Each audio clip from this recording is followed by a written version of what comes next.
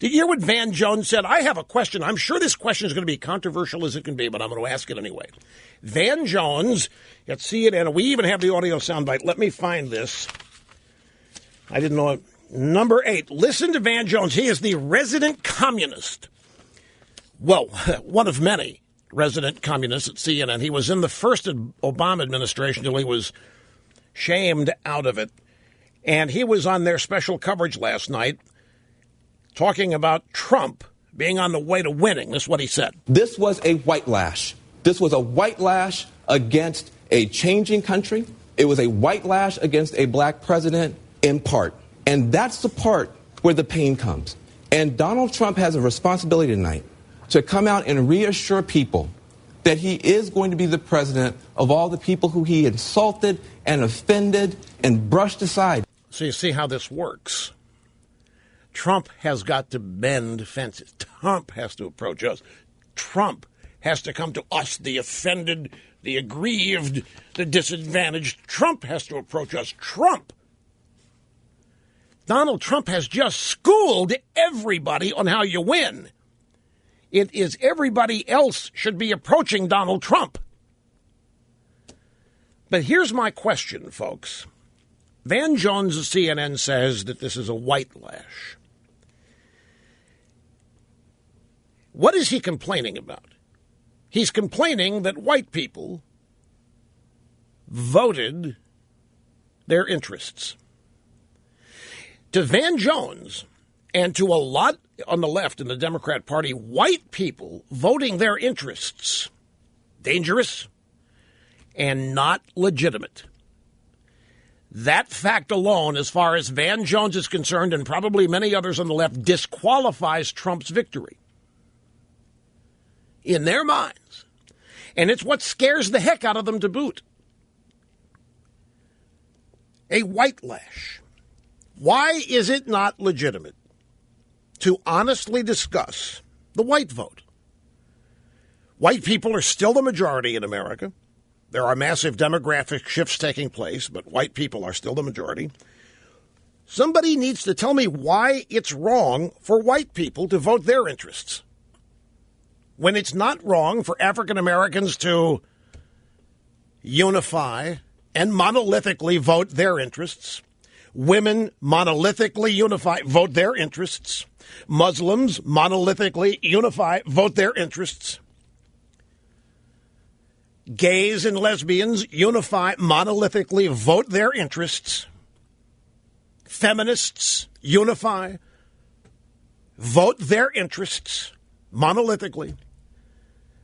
That's how the Democrat Party wins. All of these different constituency groups think, act, and vote alike. And when they do it, they call it progress. They call it overcoming. They call it other things that I frankly find despicable. But when white people do it, it's not permitted.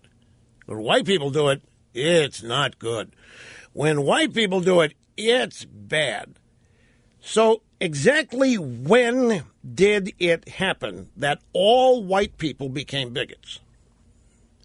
When did it happen? Because it has happened in the minds of the left in this country and in the minds of the Democrat Party. That is exactly the case.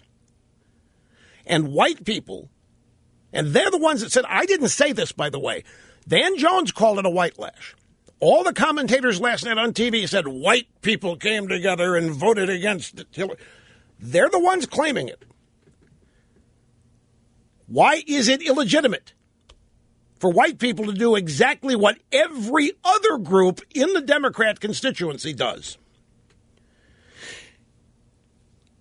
Is it because we really are not going to have a majority system? Is that what the Democrats really oppose, a majority system? They want to turn the country into the tyranny of the majority and have the minorities and all of the additions of all the minorities dominate and rule? Because otherwise, this doesn't make any sense. White people and Christians are the two groups that it is politically correct to slander. It's perfectly okay to slander.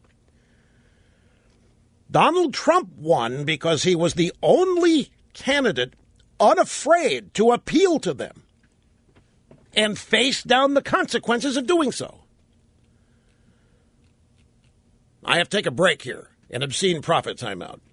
I will further explain this and ask additional questions about it when we come back. Don't go away. Van Jones calling it a white lash.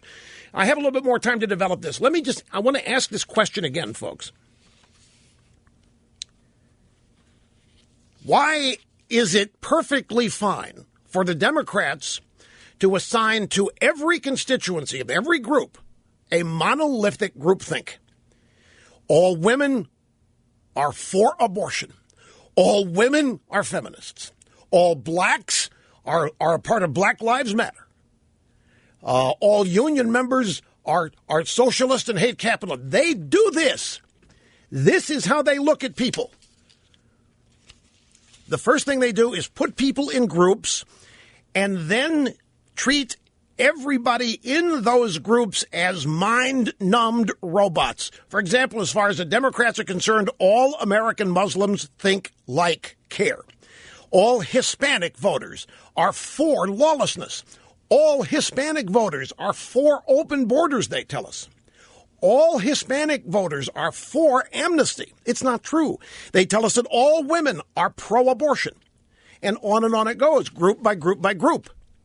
Except when it comes to white people. When white people behave, in the eyes of Democrats, exactly as their other groups do, then all of a sudden it's not permitted. That's called a white lash. Why? I just have a simple question. Why is it not legitimate to discuss white people and their interests? Why is it wrong for white people to vote their interests?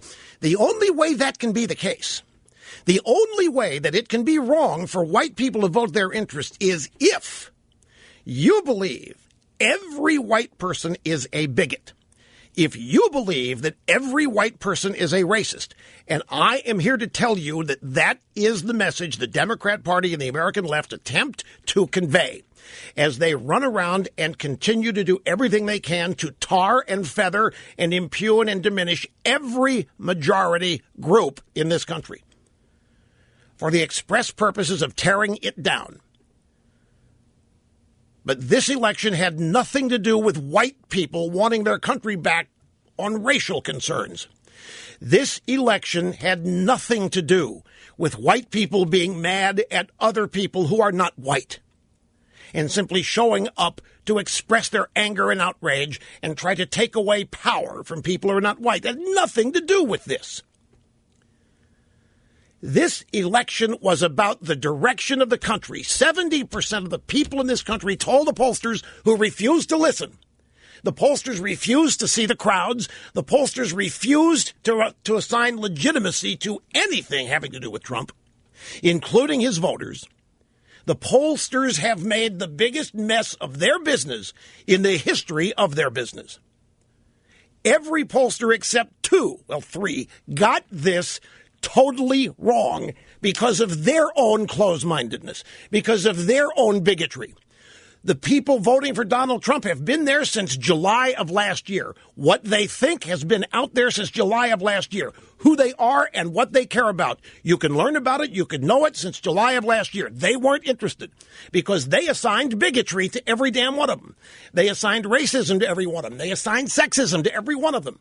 And they disqualified every Trump supporter on that basis and said there's no way these people can win. There's not that many of them. And we don't have to pay them any attention, and we don't have to show them any respect. And you see what happens.